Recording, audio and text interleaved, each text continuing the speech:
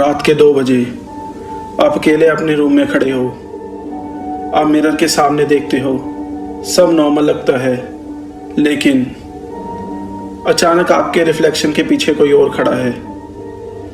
और जब आप पीछे मुड़ के देखते हो, वहाँ कोई नहीं होता। ये सिर्फ एक हॉरर स्टोरी नहीं, ये एक रियल केस है जहाँ लोगों ने क्लेम किया एक मिरर के अंदर लोगों की रूह फंस गई। आज हम बात करेंगे अमेरिका की एक फेमस हॉन्टेड लोकेशन की, जहां एक मिरर को लेकर आज भी डर का माहौल बना हुआ है।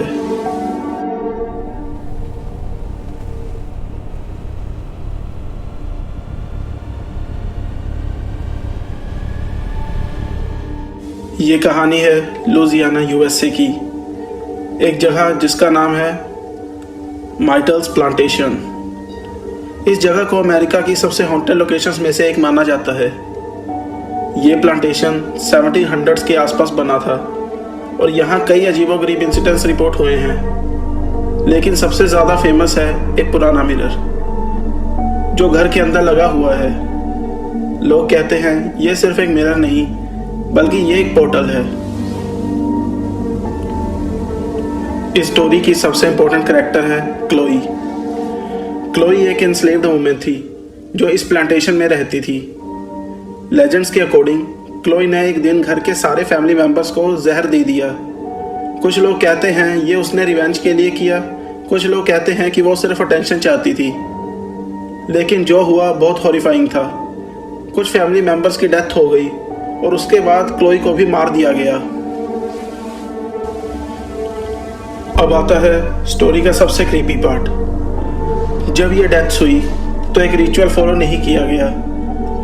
पुराने टाइम में एक बिलीफ होता था कि जब घर में किसी की डेथ हो जाती थी तो सब मिरर्स को कवर करना चाहिए, क्योंकि लोग मानते थे रूह मिरर्स में ट्रैप हो सकती है।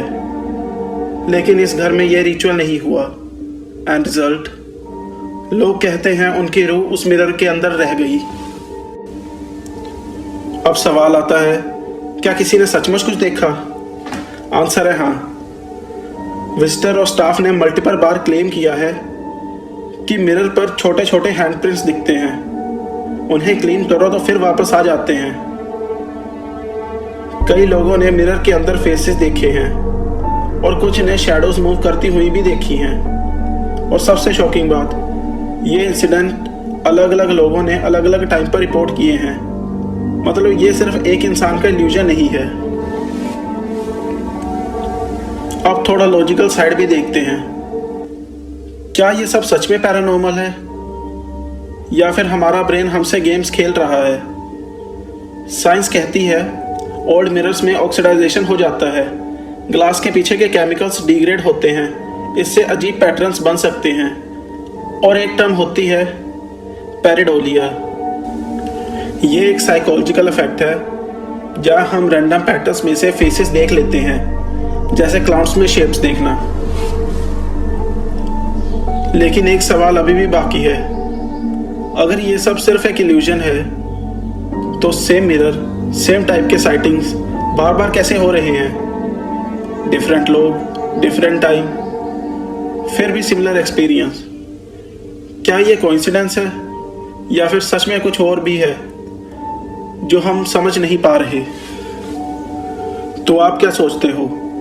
क्या ये मिरर सच में हॉन्टेड है या फिर सिर्फ एक साइकोलॉजिकल ट्रिक?